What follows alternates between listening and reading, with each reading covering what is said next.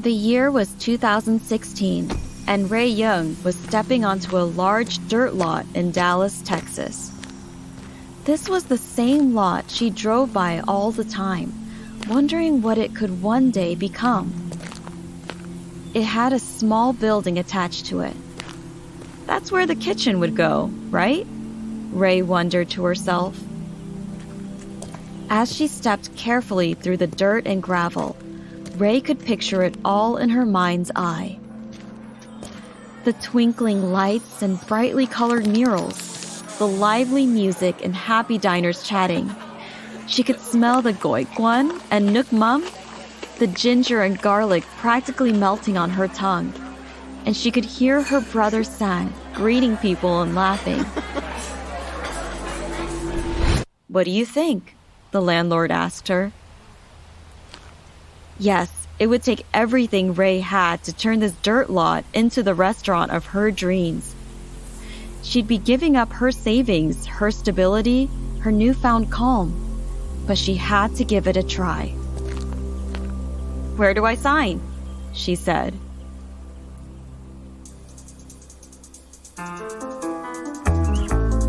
I'm Emi Ray, and this is Goodnight Stories for Rebel Girls, a fairy tale podcast about the real-life rebel women who inspire us. On this episode, Reyna, or Ray Young, celebrated chef and advocate for all.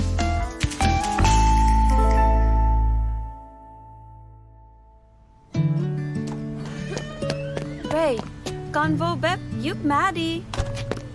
That was Ray's mom calling her inside to wash her hands and chop vegetables. Again. 7-year-old Ray took in a deep breath. She loved the smell of her mom's homemade savory fish cake sizzling in the pan. But she was much more excited about digging in the dirt, climbing trees, and running around the yard.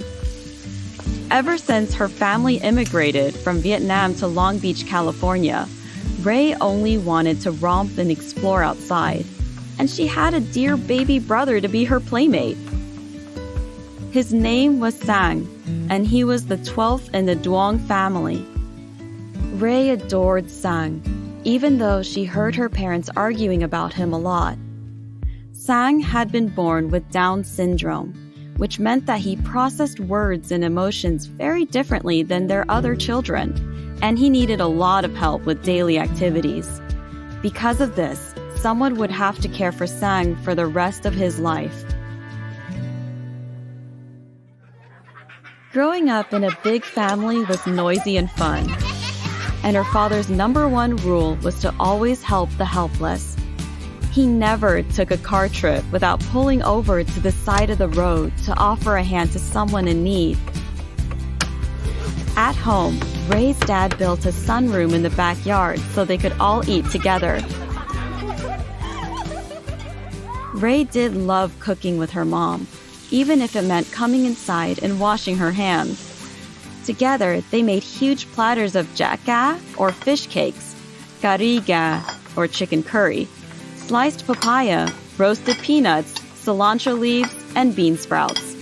Every meal was made from scratch. Every bite a reminder of their connection to each other and their heritage.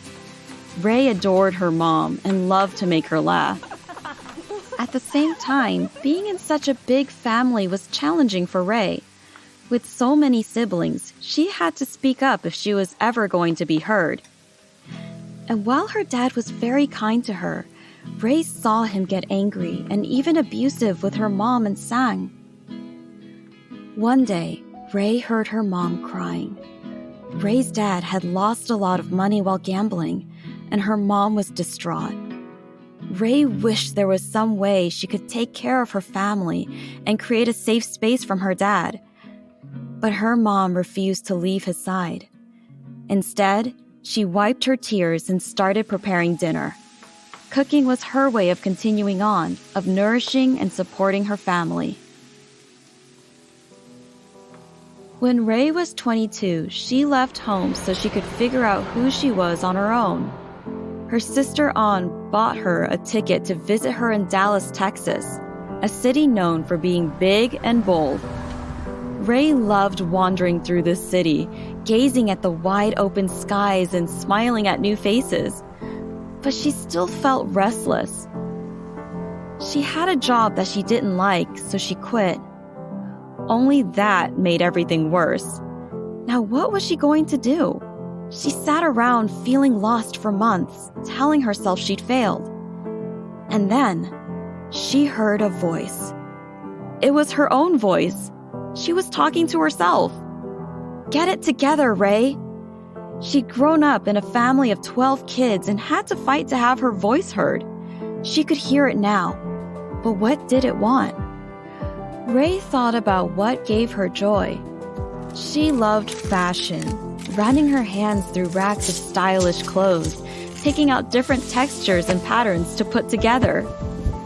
So, Ray got a job at Nordstrom, a well-respected department store. She started out as an assistant in the buying office, and soon she was doing the buying. This was a big responsibility, and with every new project, Ray's confidence grew. She knew that when she drew on her passion and determination, she could accomplish whatever she set out to do. She wound up staying in this powerful position at Nordstrom for 10 years. Meanwhile, back home in California, Ray's parents and Sang were getting older. Ray worried about what would happen to Sang when her parents could no longer care for him. So, she saved her money and planned to bring Sang to live with her. She wanted to become Sang's legal guardian so she could give him a loving new home. But Ray's father didn't like this idea at all. He was adamant that Sang stay where he was and that he knew what was best for his son, even though Sang said that he wanted to live with Ray. The next few years of Ray's life were very difficult. She went to court to argue for guardianship of Sang. It hurt so much to do this, but she knew it was what Sang and her mom wanted. And in May of 2015, the court agreed. Sang was free to come live with Ray and enjoy his adulthood with the sister who knew and loved him so well. Tragically, just a few months later, Ray's mom passed away. Ray and Sang were heartbroken. How could their mom, the one who'd held them all together with her quiet laughter and steadfast love, really be gone? Ray started daydreaming about different ways to honor her mom. She thought of all those treasured moments they shared in the kitchen together, and all that her mom had passed on to her through her appreciation of Vietnamese culture and food. What if she shared these delicious memories by opening a restaurant?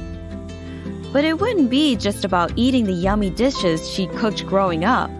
It would be a full experience with Vietnamese American recipes that Ray invented herself. It would be a place for people to gather and share stories and song. And Sang would be right by her side.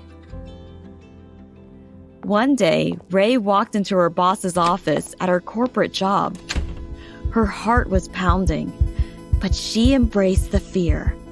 She told her boss that she had to leave and begin the next chapter of her life.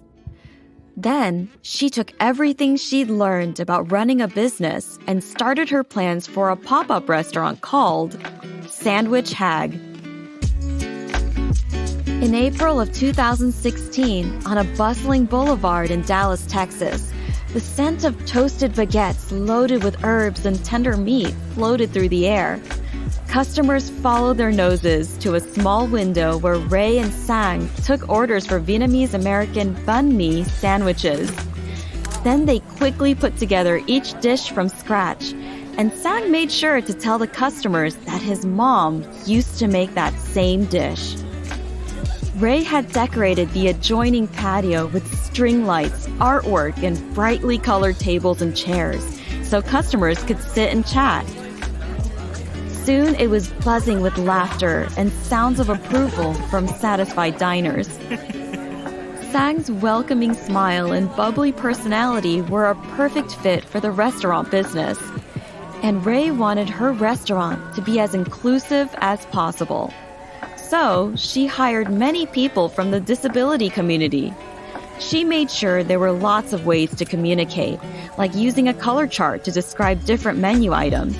And she let all her customers know her #1 rule: be nice, cool, kind, or we're not serving you. As Sandwich Hag became the talk of the town, Ray's fears about running a restaurant faded. Lines of customers wrapped around the block. Journalists from all over the country reached out to interview both Ray and Sang. People loved Sandwich Hag's menu, and they wanted to hear how Ray created this incredibly special place. Since then, Sandwich Hag has only gotten bigger and more delicious every year. Ray and Sang got a permanent home for their restaurant in 2017 and filled it with funky murals and music. They expanded their menu and their staff. Customers soon flocked in for the Vietnamese pork sausage, ginger tofu, salads, and spring rolls, not to mention Sang's energetic greetings. And in 2023, Ray took another big step in starting a coffee business called Jim Lan. Jim Lan became Dallas's first Vietnamese cafe shop, serving traditional Vietnamese coffee and incredible pastries prepared by local artisans and chefs. Jim Lan was another huge hit for Ray and a great gathering place for people of all different cultures. And Ray was soon nominated for one of the biggest chef awards in the nation. And yet, what made her proudest of all was to see Sang smiling and laughing as he whipped together ingredients or asked customers how they were doing. This meant the world to her.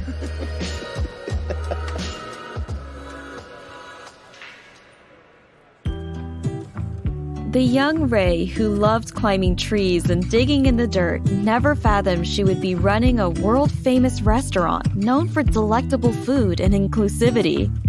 But life surprised Ray from the moment she was born, and she's committed to living it fully and embracing her fears. Even though she once complained about having to help in the kitchen instead of digging in the dirt, Ray is so grateful that her mom insisted. She knows that sharing a meal can be an act of love and a delicious way to connect with people. And just as important, speaking up for yourself and for what you believe in. That is truly the Sandwich Hag way.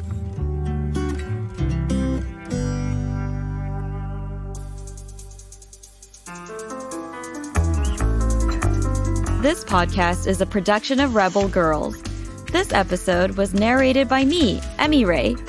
It was produced and directed by Deborah Goldstein. Sound design and mixing by Mumble Media. It was written by Gina Gotsill and edited by Abby Sher. Fact-checking by Joe Rhatigan. Our executive producers are Jess Wolfe and Joy Smith. A special thanks to Reyna for her help shaping and editing her story. Original theme music was composed and performed by Elettra Bargiacchi. Thanks to the whole Rebel Girls team who make this podcast possible. Until next time, stay Rebel.